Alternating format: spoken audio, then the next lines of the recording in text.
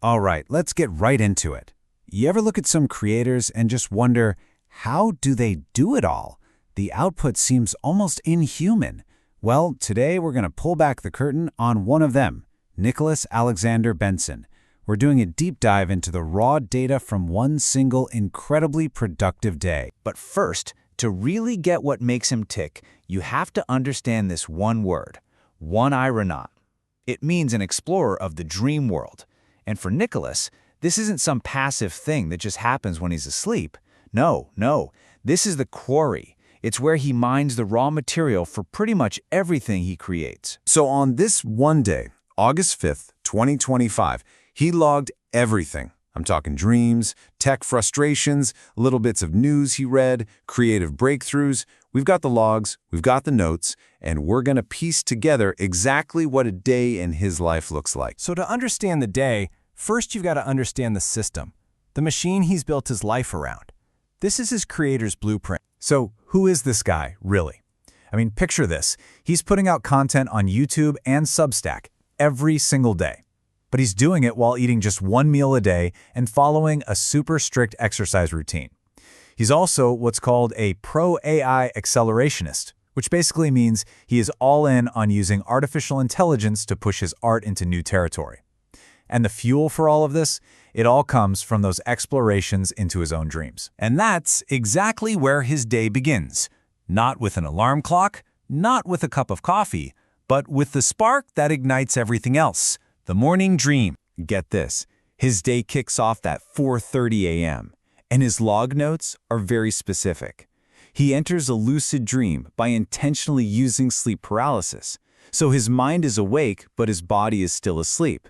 It lets him consciously, deliberately, step right into the dream world and take the controls. So, who's starring in today's dream adventure? Well, first, you've got his trusty companion, Johnson, who he describes as an orange humanoid goldfish in an astronaut suit but with no helmet. And the villain of the piece? A brand new character named Lava Goth, a woman literally made of red rocky hexagons and molten lava. So the dream plays out like a classic video game boss battle. Lava Goth traps him in this lava dome, but instead of just fighting, he gets clever. He strategizes. He turns himself and Johnson invisible. Lava Goth, thinking they've somehow escaped, drops the dome, which is exactly what he was waiting for. He reappears and lands one single, decisive sucker punch. He's not just a passenger here, he is actively problem-solving in his sleep. And here's where it gets really interesting. This villain, Lava Goth, she wasn't just some random creation. In his own analysis later on his podcast, he says she's a direct consequence of a past action. She's the daughter of a villain he'd beat in a previous dream. This means his dream world has lore, it has consequences. It's not a series of one-offs, it's a persistent universe with an ongoing story. Okay, so after he logs the dream, the day shifts gears.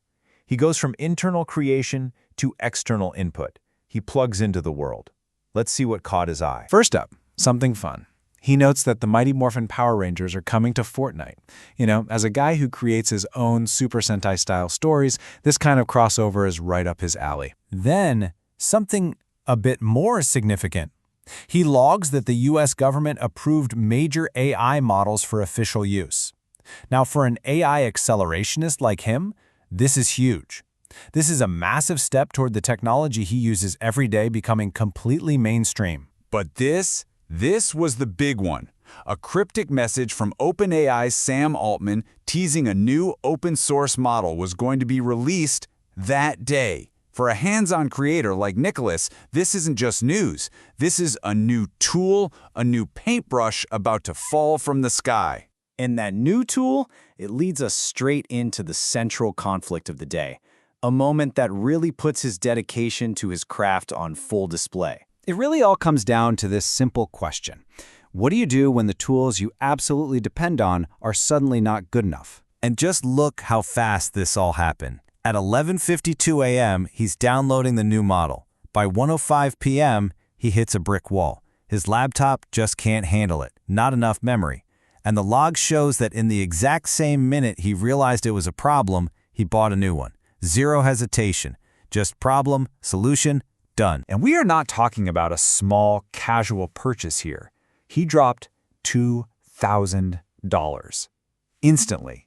It's just a perfect window into his mindset. If a tool is essential to the work, then any barrier to using that tool must be eliminated.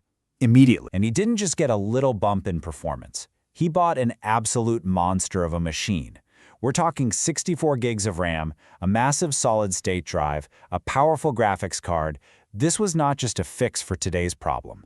This was him future-proofing his entire workflow for whatever comes next. So, with the day's inspiration gathered and the tools massively upgraded, we finally enter the last phase of the day, synthesis.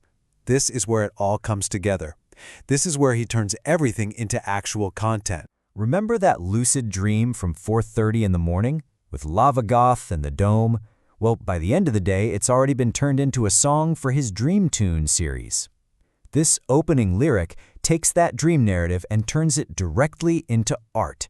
It's a near instantaneous cycle from experience to creation. And his creative output isn't just about the new daily stuff.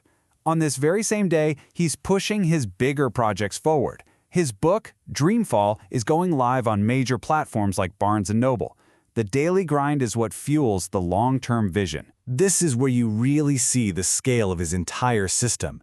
That one dream, that single dream from 4:30 a.m., it didn't just become one idea. By the end of the day, it was being spun into an animation, a song, a podcast, a comic, and even an entry in his wiki. It is a complete content ecosystem, all growing from a single spark of a dream. So what's the big takeaway from all this? It's the cycle. This relentless, never-ending cycle of input, processing, and output that defines his entire life as a creator. Ultimately, what his day shows us is a life that has been meticulously engineered for one purpose: creation. Every dream, every piece of news, every technical problem, it's all just more fuel for the fire. And it kind of leaves us with a big question, doesn't it? If every single one of our days is raw material, what story are you building from yours?